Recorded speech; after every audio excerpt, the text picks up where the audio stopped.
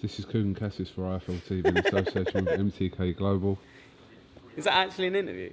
Actually, an interview. No. I do your deal. I do your deal. What? You can watch it back, and I don't let anyone do this. You can watch it back, and if you're not happy No, but with I it, look really red because I'm fucking hot. Anthony, it doesn't I'm matter. swearing. And I You're didn't not- even let you finish your blurb. You're This not is a go- terrible beginning. You're not going to get worse abuse than Frank Smith. Don't worry about it. This is so harsh. How are you? Very good, mate. Just waiting for Danny Jacobs for you. Yeah. 11 years at Matchroom? 11 years in January. Really? You had your 10. I was going to say, shall I do this or not? Go on. You know when you're full Matchroom, you know when you're proper Matchroom, you're only proper Matchroom if it's on your passport. Is it that on there? Oh, yes. It's a bit blurred there, but that's all right. Proper Matchroom. 11 years. 11 years. See, when I think of 11 years at Matchroom, I think of 11 years with Hearn, Mm. and a lot of that with Frank Smith as well. Yeah. Yeah. 11 with Eddie and then basically 10 and a half with Frank. But good times, man. Can't beat it, You've you been know? so against interviews for like so long. I'll talk I'm on like, the I'm like the new John Wish in there. in there. 11 This is years. my What did you get him for being there 11 years? Load of fucking money. I can't wait to see it. So, for people that don't know, explain not what you do now, we'll come on to that in a minute, but your kind of previous 10 and a half stroke 11 years. Yeah, I mean, early on it was poker and golf. And like Eddie, the first show in boxing I did was Hey Harrison. I did a few bits in Prizefighter, but yeah, Hey Harrison was the first one. So I've still got a lot of love for Audley. Still stay in touch every now and then. But yeah, so ever since then I was head of media for the UK. And then this came along. It was actually, funny enough, so Danny's in there, he's doing some media. And we were having breakfast, the whole team, outside the Nassau Coliseum, which I think you were at that, right? In that hotel. I don't think I was. Oh, yeah. So James was, I think. Yeah, that's right, sorry. So we're having breakfast the morning after Danny's fight with Arias.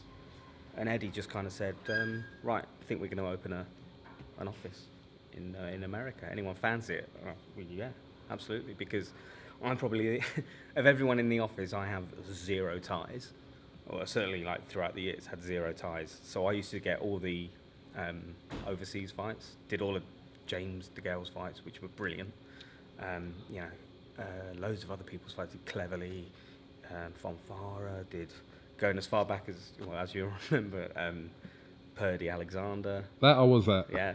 Best trip I've ever done in my life was not that, sorry. As much as it was great. Reese Broner. Reese Broner, Gary Lockett, Gavin Reese had an absolute blast doing that. That was amazing. That motherfucker fang Broner. No, motherfucker fan, Broner.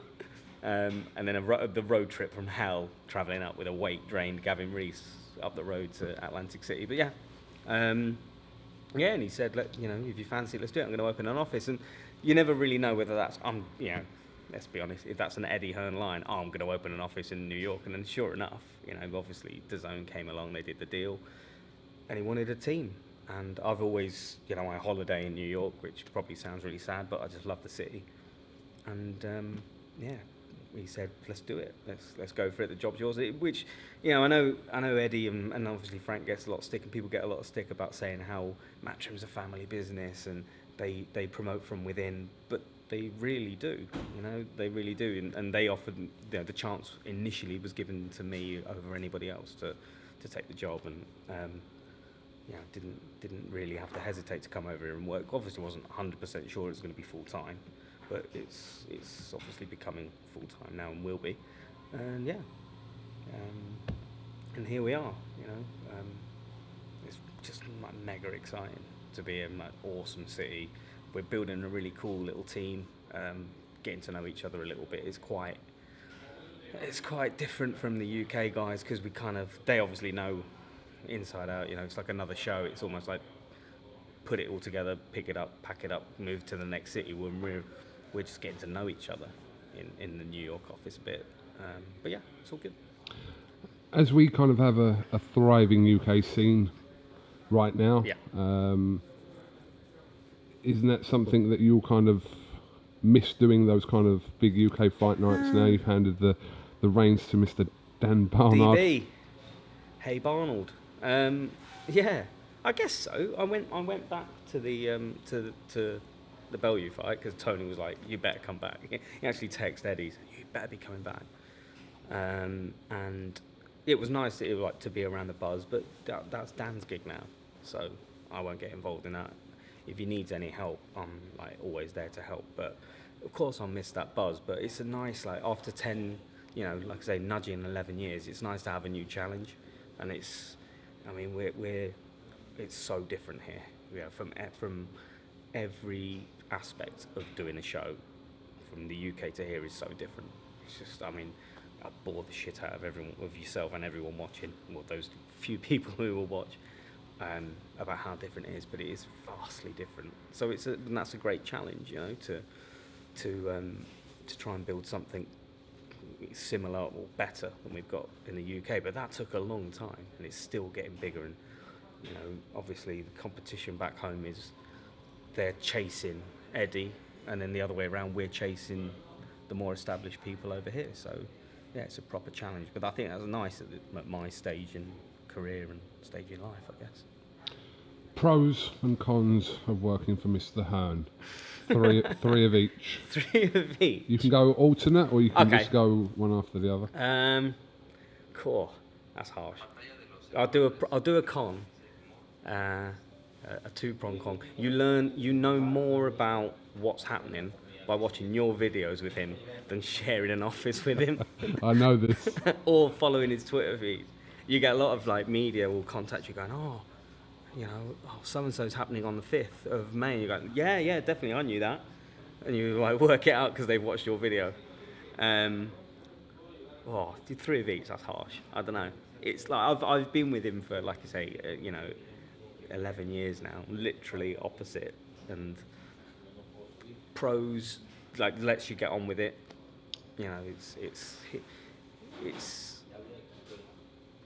He doesn't sort of like stand over you and watch what you're doing, and now I want that. Plus he can't spell. I'm being honest, sorry Eddie, you can't.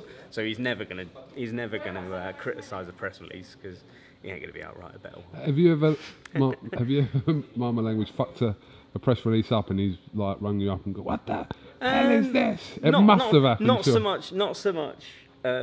Like had a go, but it's more like a text going, "What the fuck?" or that's a daft error, and it's only ever daft errors. I've never put anything in like I should every now and then put like something to check if he's actually reading them, But no, it's always just like, no, that's the wrong date, or you've put the wrong weight or something like that.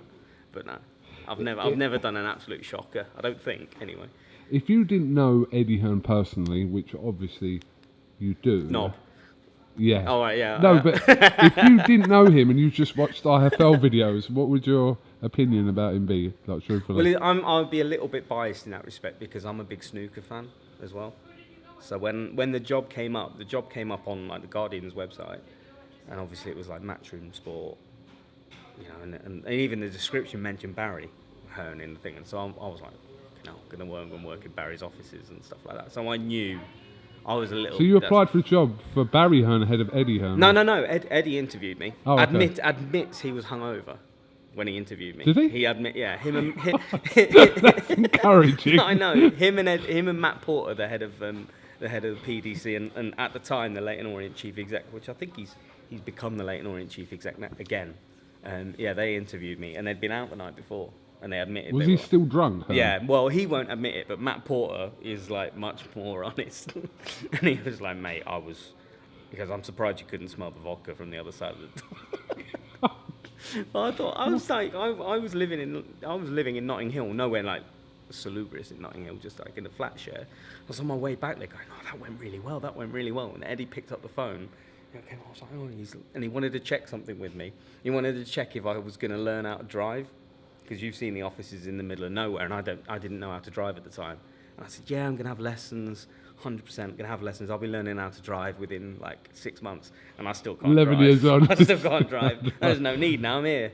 No one has a car over here. It's mental to drive in New York. It's bad enough getting Uber over here. Oh, that was shocking, wasn't it, last night? Yeah. So yeah, it was it was quite funny. Like, and I don't know. Matt Porter's like got a media background, so he was asking, and Eddie was just asking personal questions like, "Can you drive?" and like, "Where do you live? Like, why do you live there?" But yeah, I got the job, and I never, yeah, no, I think a couple of times other jobs have come up, but I've never really considered leaving, to be honest. Like, and I know a lot of people would love this job, not just from a boxing point of view, but just like all the other sports they have. You can always dip into other sports. I really did want to work in snooker, genuinely. I thought that the poker and the golf would end up leading to snooker, not this. Even though I was like when I was a sort of teenager, and I lived in Nottingham, me and my mates would go out and watch Froch, and like the Hennessy shows like Damon Hague and stuff like that. And when we signed Froch, Eddie just BBM'd me. It was that long ago. BBM'd me like a mobile number, and he just went, "Carl Froch just signed him. Call him." So I was like, "Oh shit, I'm gonna call Carl." Called up Carl, and he answered. He went, I was like, "Oh, hi Carl, Anthony from Matchroom Boxing." And Eddie went, "Oh yeah." Carl said, "Oh yeah, Eddie said you're a massive fan of mine." I was instantly on the back foot. You up there. But then I just said, "Oh, so how come you're joining Matchroom?" And then he just talked for about 40 minutes. But yeah, it's... Obviously, I've known you since the early start of IFL, and obviously with Matchroom, etc. And we've had our moments, I think. Early days, yeah. Early days we did. And then the Jane Couch years. Yeah, the Jane Couch years. Back into, 11 possibly? Yeah, yeah. And then I kind of you kind of learn how to, because one thing I've learned about you. Oh, God. Is like peak periods. Yeah. Right? So, press conference time, like that slot, weigh-in and a fight night, it's sometimes better just to let you get on with stuff. Oh, yeah, yeah. That's what I got. It's short man syndrome. Let's not be honest. I am standing up at the moment. Just an excuse, because I know it's like literally like everyone's like running around. I just thought just sometimes. Yeah, leave him to it. Just let Anthony, get on with it. But pros, give me one pro, one con of dealing with internet media. Ooh. Careful. Pro. Let's start with a pro. I mean, it's not even the future, is it? It is now. So there's the immediacy of what you guys can get out. Like this, you can if you were. This is already out. Yeah, that's it. But if you were so inclined, you could stop it and you could go, right, it's done, and in 5 minutes it will be out. I think we were still in the press conference the other day, and you'd put something up. I think you just instantly, and obviously if it's an Eddie or an AJ or Tyson Fury or Billy Joe, one of the guys we were talking the other day about who gets you the most numbers. You get those ones, and you either bang them out straight away to beat people, or sometimes you hold them to get it out at the right time. But I think that's the thing. It's naive to think that the internet isn't bigger than everything else these days. Now, I'm still sad. Maybe I'm sad, but I still read papers, and I still think they have a massive, massive part to play in the promotion of fights and of fighters. But you can't deny that YouTube channels are they're here to stay. They're only going to get bigger, and obviously, credit to yourself, pal. You've led the way, and people are following what you want to do. Cons? You got enough battery? No. I think the cons are. It is that thing of that there are no deadlines for YouTube channels and internet media, whereas the papers, like I say, they are still important. I think I've had a few debates with people who say they're not, but they are. Their numbers are falling. Someone says, "Oh, their numbers are falling," but there's still millions of people who read newspapers every day. And obviously, those guys who are writing for papers, they're also writing online. They're also, they've become a triple threat with someone who got are asked to do a report on the Bell. They're asked to do an in-running blog. They're asked to update the social media, and they're asked to do a YouTube. At the end, that's 3, 4, 5 things they're doing every time. And sometimes I just think that's like. Yeah, sure. Yeah. We could probably get them to bring it up, but yeah, no worries. Got to go and get Danny Jacobs and Eddie Hearn a coffee. that's another string to my bow. Was that a pro or a con of the That's job? definitely a con. It's like, and it's also a con because I have no intention of going to get those coffees at the moment. But yeah, like obviously, so these guys are, you know, the paper guys. They have their deadlines and that, and sometimes sort of the YouTube channels, internet guys will see a fighter being interviewed by a newspaper and they'll just come and film it.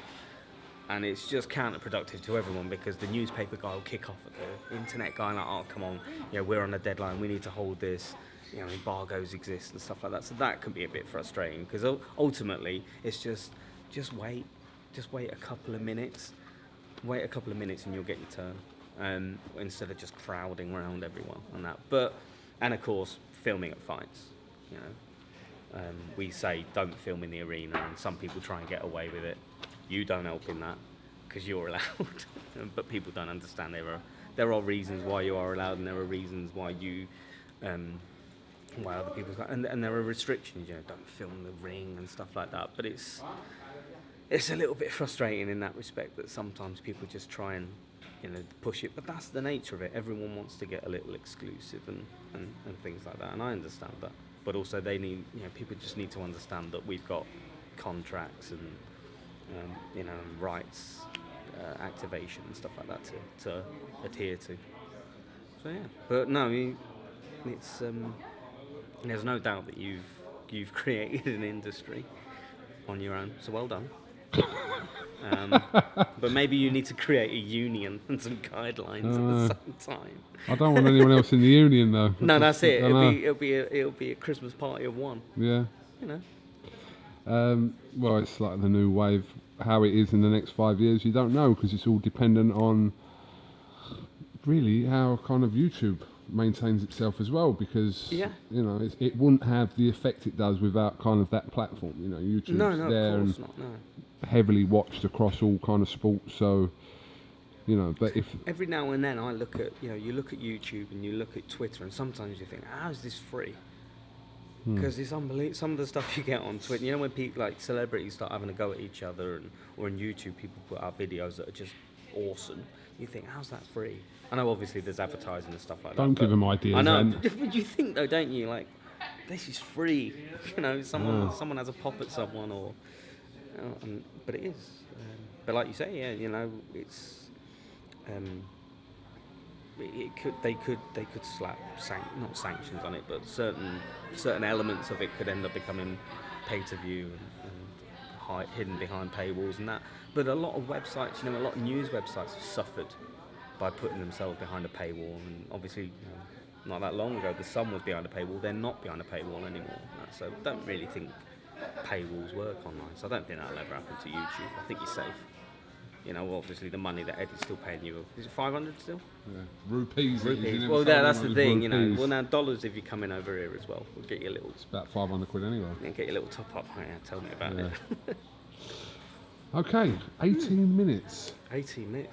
Christ, so How many sorry, people? you're never going to get that back. How many people are watching this? You said to me the other week that if we did this, you'd guarantee me 20,000. 20? Yeah. Oh. So I don't know how you're going to do that. Maybe we just. No, you got to put Hearn in there. I blasted Hearn at some point. Can you just call him? No, I quite like this job. I don't mind keeping it for the time being.